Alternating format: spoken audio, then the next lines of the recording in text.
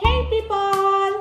Isa ka bang content creator na nagtataka kung bakit maliit lang ang earnings na nakuha mo sa videong in-upload mo?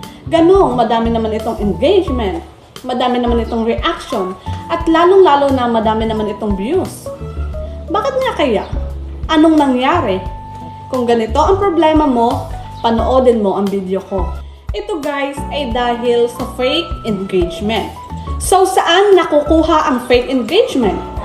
For example nito guys ay yung mga followers mo na react sa pinost mo pero hindi naman pinapanood ang videos mo.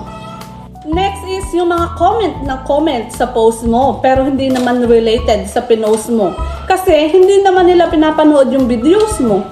And last guys, yung mga fake account or dummy account na ginagamit nila pakikipag-engage sa inyo. So yan po ang mga dahilan kung bakit bumababa ang earnings natin. Gayong kita naman natin sa mga videos natin na maganda ang performance nito.